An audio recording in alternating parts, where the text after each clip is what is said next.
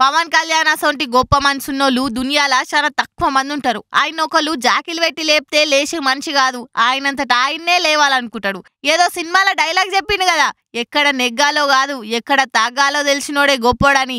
ఆ డైలాగ్ ను నిజం చేసి చూపించిండు పవన్ సారు. ఇటు సినిమాలల్లా అటు పాలిటిక్స్ లా ఇంకా సమాజ సేవలు ధరిస్తున్న పవన్ కళ్యాణ్ సార్ సేవలను గుర్తించి తమిళనాడు వేల్స్ యూనివర్సిటీ ఆయన డాక్టరేట్ కు సెలెక్ట్ చేసిందట. పవన్ సారు, నీకు డాక్టరేట్ ఇయ్యాలనుకుంటున్నాం. ఇదో గొప్ప వ్యక్తిగా మీకు, గొప్ప సంస్థగా మాకు మంచి పేరు తీసుకొస్తది, జర తీర్వాటం చేసుకుని రాన్రి అని ఇన్విటేషన్ పంపించిందట వేల్ యూనివర్సిటీ. మామూలుగా అయితే గిట్లనే ఏదైనా యూనివర్సిటీ పిలిచి డాక్టరేట్ ఇస్తే ఎగిరి గంతేస్తారు ఎవరైనా. దాన్ని ఇజ్జత్ గా సవాల్ కిందికి తీసుకొని కాళ్ళకు అద్దుకుంటారు. కానీ పవన్ సార్ అట్లా చెయ్యలేదు. వేల్ యూనివర్సిటీ గౌరవ డాక్టరేట్ కు ఎంపిక చేసిందని కబురు పంపించినందుకు ఎగిరి గంతయ్యలేదు. సున్నితంగా నాకు వద్దని చెప్పేసిండు. నేనేం ఉద్ధరించినా ఏదో నా పని నేను చేసుకుంటా పోతున్నా అంతే.